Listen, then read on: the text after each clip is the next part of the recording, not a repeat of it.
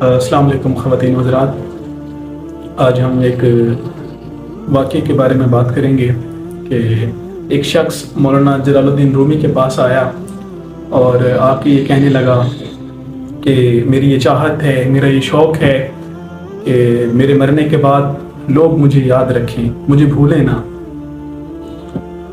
لیکن مسئلہ یہ ہے کہ میرے پاس نہ تو علم ہے اور نہ میں کوئی فن جانتا ہوں جس کی بنا پر کہ میں کوئی چیز اپنی تخلیق کر دوں، کہ اگر علم ہوتا تو میں کوئی کتاب تخلیق کر دیتا اور میرے جانے کے بعد آنے والے وہ کتاب پڑھتے اور مجھے یاد رکھتے۔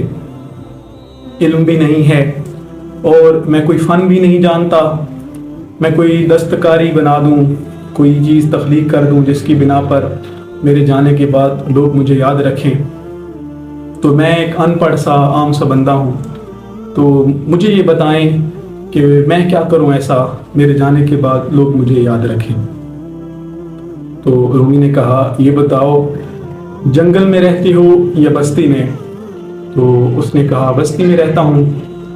تو رومی نے کہا پھر تو کوئی مسئلہ نہیں۔ تو انہوں نے کہا کہ بات یہ ہے کہ تم ایک کام کر لو، تمہارے جانے کے بعد لوگ تمہیں کبھی نہیں بھول پائیں گے۔ اس نے کہا ایسا کیا کروں؟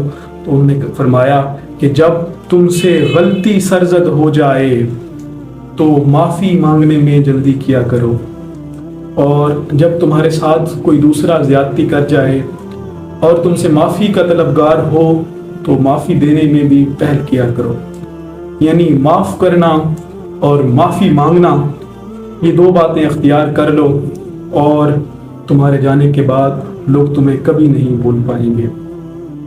تو یہ ہمارے لیے بھی اس میں سے ایک سبق ہے کہ ہم معاف کریں اور معافی مانگنا سیکھیں تاکہ ہمارے جانے کے بعد لوگ ہمیں یاد رکھیں۔ اس لیے غالب کہتے ہیں کہ نہ سنو گر برا کہے کوئی، نہ کہو گر برا کرے کوئی، روک لو گر غلط چلے کوئی، بخش دو گر خطا کرے کوئی۔